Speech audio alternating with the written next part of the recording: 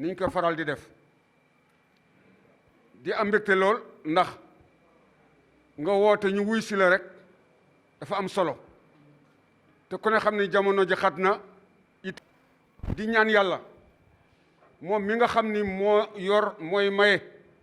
liñ fi sumb bëgg ko yàlla nañu ko nangul liñ fi sumb bëgg ko di ko yaakaar yàlla nañu ko yàlla defal ci barke Seydina Limaamu war may Seydina Issa Rouhou Lahi kon mbokk yi ñi ngi leen di dalal di fas yéene jox kàddu gi nag secrétaire général association bi moom bu ko defee mu def présentation yi wax na ni ñuy duggee ci liggéey bi kon Aziz. ñun ñëpp jot nañ maîtriser loolu chaque premier jour de formation nii lay demee mais xam naa ne avec les formateurs incha allah demee dinañ jël dispositif yëpp pour mën a teel a ñëw incha allah.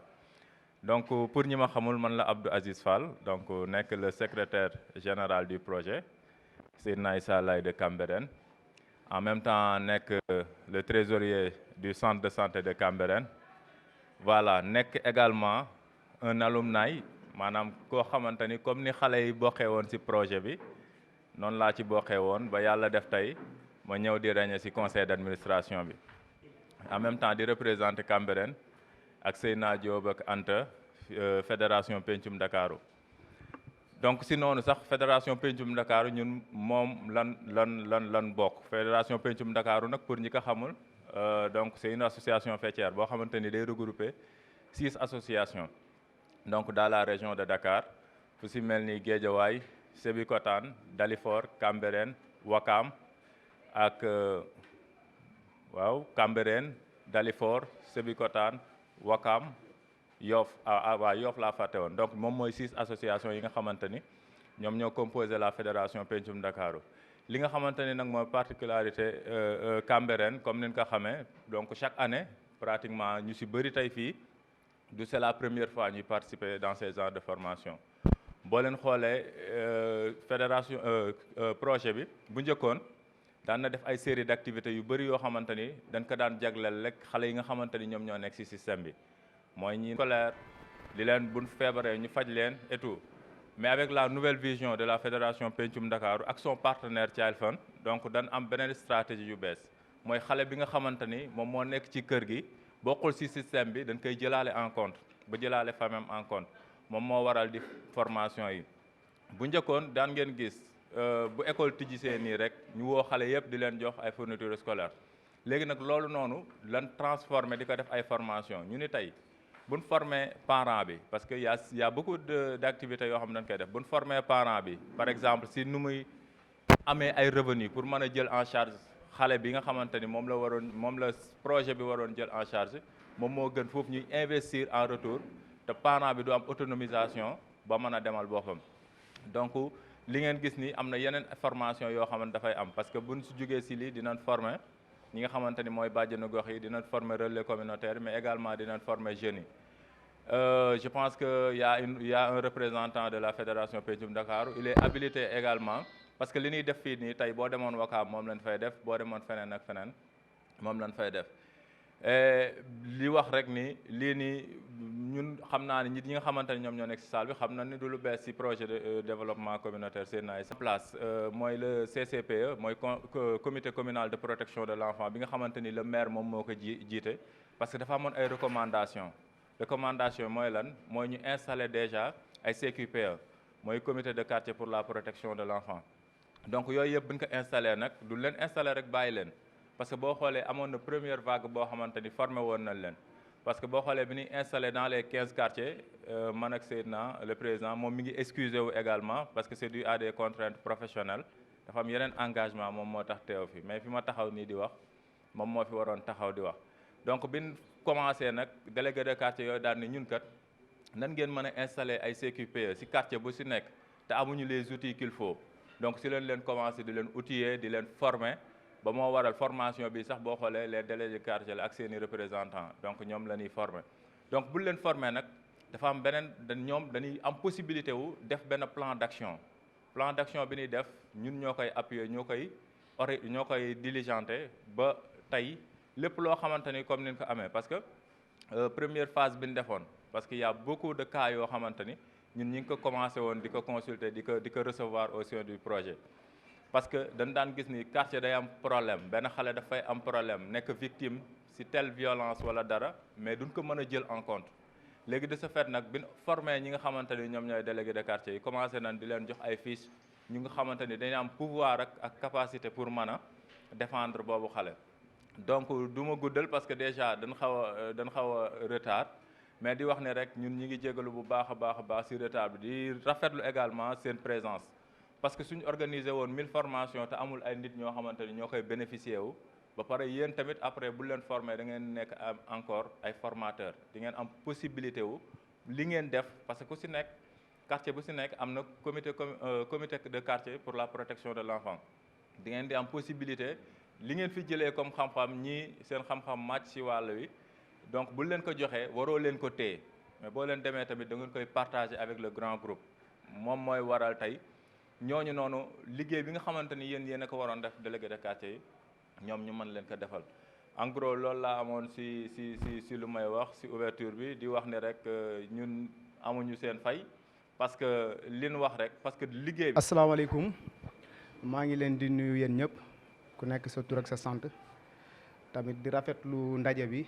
parce que ñu woo leen ngeen ñëw wuyu si bàyyi lépp li ngeen doon def donc kon affaire bi soxal na leen man nag maa ngi tudd Gorgui Thiaw nekk fédération Pencum Ndakaaru en tant que chargé de programme protection éducation et jeunes et les questions leadership tey nag dañu ñëw fii pour représenter le manager Issa Dia puisque dafa am benn empêchement présentement mu ngi ci benn réunion ci la ma digal ne ma naa ñëw comme ça ma assister cérémonie d'ouverture bi loolu moo fi sama tànk mais c'est lui qui devait être là moom moo fi waroon ne léegi bon soo xoolee presque suñu secrétaire général au niveau association fii li mu fi wax presque présenté na Pencum Ndakaaru je pense que waratuma ci delluwaat tamit objectifu formation bi ñëw na ci dellu si wax na ci léegi man fi ma ciy waxee rek mooy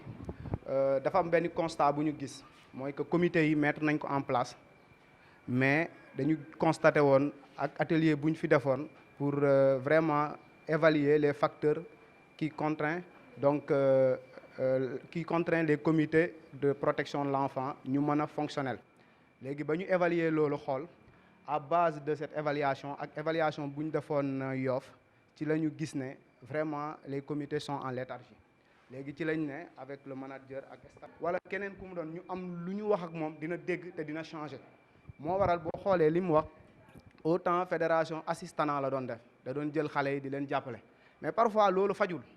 léegi ci la fédération xool ñu ne léegi il faut que environnement bi ñu assainir ko léegi pour assainir environnement bi stratégie nationale bu état du Sénégal ñun nañ dem ñu appuyer ko ci la ñu mettre en place 50 CQPE presque 72 CQPE au niveau de Dakar la région de Dakar donc qui sont aujourd'hui appuyés par les associations ci loolu nag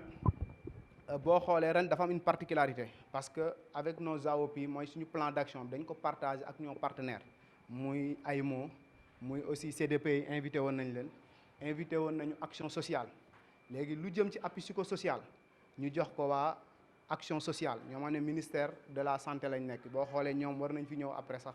boo xoolee léegi li nga xam ne nag moom mooy les questions liées à la protection parce que protection 2 dimensions yi ñoo ci gën a am solo mooy judiciaire bi social bi aussi am na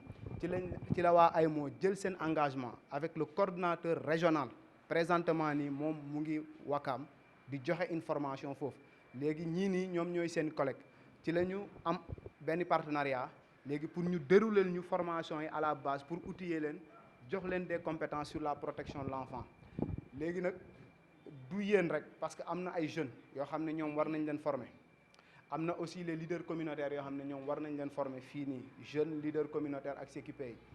léegi bon en tant que chargé de programme sànq maa ngi ciy waxtaan ak doyen bi nee naa souvent dañuy former def comité yi mais souvent nit ñi sax dañuy xam mais le problème mooy du ñuy daje parce que loolu aussi c'est vraiment important c'est fondamental parce que délégué de quartier yi ñoom ñooy représentant ñooy présider CQP yi pour man ñoom seen wàllu bopp ak seeni groupe yi nga xam ne ñoom ñoo ŋànk CQP yi dañu war di rencontrer même bu ñu xaar sax kaa am parce que ñun dañuy foog ne il faut kaa am rek CQP yi jóg dem non prévention bi foofu la amee solo mooy que suñu waxtaanee suñu biir def suñuy réunion def suñu plan d'action peut-être rencontrer 2 ou 3 dans le quartier waxtaan ak ñoom yaa ngi def prévention parce que prévention mooy lan maanaam def de telle sorte que jafe-jafe yi. taxaw fii di def formation pour sottanteeg yéen xalaat gën a xool nu ñuy aaree xale yooyu ci biir gox-goxaat yi nekk na loo xam ne nii lu am solo la ñu ci jaajëfal fédération Pencum Ndakaaru du tey la mës a def lu mel nii yaakaar naa yàgguma fii nag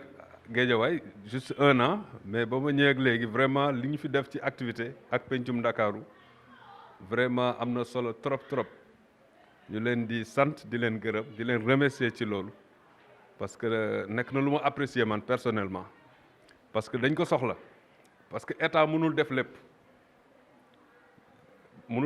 il faut que lu mel ni ay mbootaay yu mel nii di ko jàppale ci liggéeyam ba nga xam ne daal lépp dina mucc ayib kon baat yooyu laay kii en attendant ñu dugg ci biir waxtaan bi jërë ngeen jëf.